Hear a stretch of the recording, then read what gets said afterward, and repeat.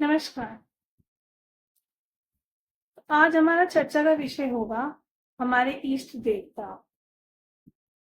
अक्सर ये जो है हमें मन में सवाल उठता है कि इष्ट देवता और कुल देवता में क्या अंतर होता है।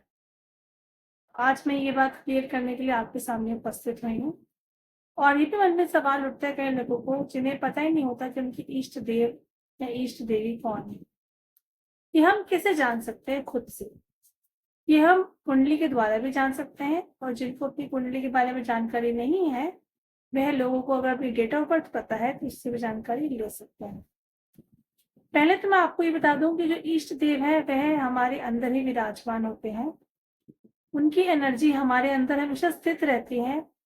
जैसे ही हम उनकी पूजा आराधना शुरू करते हैं, ये समझ लीजिए कि हमने उस एनर्जी को अपने अंदर जागृत करने का रास्ता खोलना शुरू कर दिया है।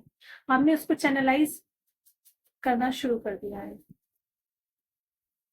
कुल देवता जो होते हैं हमारे, पहले मैं आपको बता दूं, ये हमारे पूर्वज जो सदियों से पूजा करते आ रहे हैं, हमारे दादा परदादा ने किया, फिर हमने भी उनको फॉलो किया, वो हमारे कुल देवता है। इसके ऊपर कोई प्रश्न की बात उठती ही नहीं है।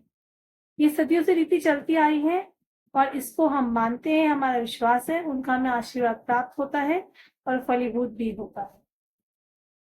लेकिन इष्ट देवता जो होते हैं वह हमारे अंदर, जैसे मैंने आपको बताया, विराजमान होते हैं। अलग अलग क्षेत्र के अलग अलग मान्यताएं भी होती है। जैसे कि उत्तराखंड में अलग तरीके से लोग कुल देवी को मानते हैं।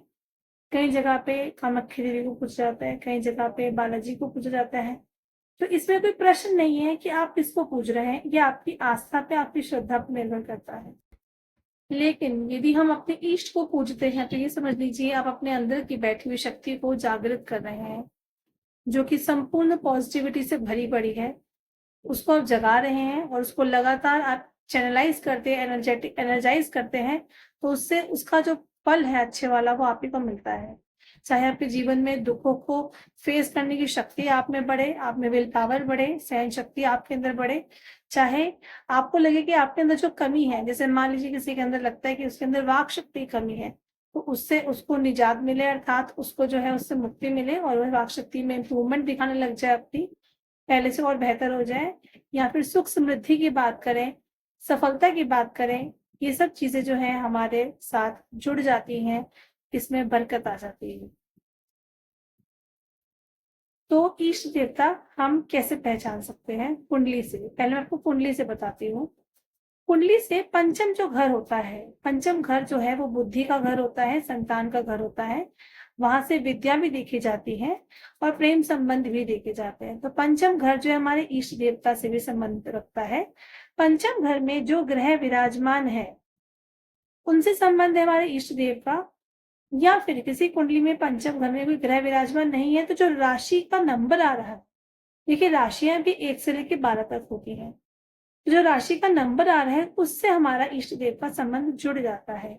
ये मैं उन्हें उनके लिए बता रही हूँ जिन्हें अपनी कुंडली का ज्ञान है, जिन्हें पता है कि उनकी कुंडली में 5वें नंबर में कौन सा ग्रह विराजमान है या कौन सी राशि आ रही है।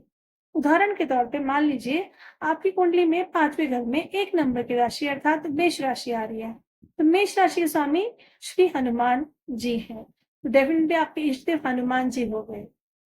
आप पंचमुखी हनुमान जी की पूजा करें, आप उनकी पूजा अर्चना करेंगे, डेफिनेटली आपको बहुत ही अच्छा फल प्राप्त होगा। और सबसे बड़ी बात तो ये कि जब इष्ट को जब पूजने लगते हैं तो हमारे अंदर उनकी शक्तियां जागृत होने लग जाती हैं। एग्जाम्पल के लिए हनुमान जी की बात ही करती हूँ। हनुमान जी ने कभी भी किसी से मदद नहीं ली है, उल्टा उन्होंने सबकी मदद करी है। उनके अंदर जामवंत जी ने जैसे उन्हें याद दिलाया कि उनकी शक्तियां क्या है, जैसे उनको याद आया वह जो है कैसे जागृत हुई उनकी शक्तियां और किस प्रकार से उन्होंने क्या किया, ये हम सब जानते हैं। इसी प्रकार से यदि आपके इष्ट हनुमान जी हैं, अर्थात वहां मेष राशि आती है, या फिर ये मान लीजिए कि वहां पे मंगल विराजमान है उस घर में, मतलब 5वें घर में, आप भी ऐसे इंसान हैं कि आपको किसी से सहायता की आवश्यकता नहीं पड़ेगी, उल्टा आप लोगों की सहायता करेंगे। आपकी प्रॉस्पेरिटी, आपका नेम फेम इससे ही जुड़ा हुआ होगा और आप निडर होंगे, बोल्ड होंगे। जीवन में रिस्क लेने वाले होंगे और रिस्क को अचीव भी कर सकते हैं जब आप अपने इष्ट देव की पूजा करने लगते हैं।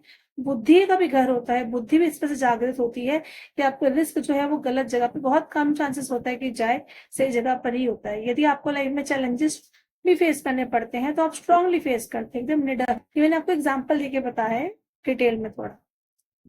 इसी प्रकार से यहाँ पे कोई भी राशि आए, मान लीजिए यहाँ पे सूर्य बैठे हुए हैं या फिर सूर्य की राशि बैठी है, मतलब पंचम राशि सिंह राशि है, तो आपके इष्ट सूर्य हो गए या फिर श्री राम हो गए। इसी प्रकार यदि पंचम भाव में सिंह राशि विराजमान है तो यहाँ पे इसका मतलब यहाँ के स्वामी सूर्यदेव हो गए। सूर्यदेव हो गए तो आपके अंदर ये मन में आएगा कि आपका नाम हो, लोग आपको पहचाने, आप सेंटर ऑफ अट्रैक्शन बने।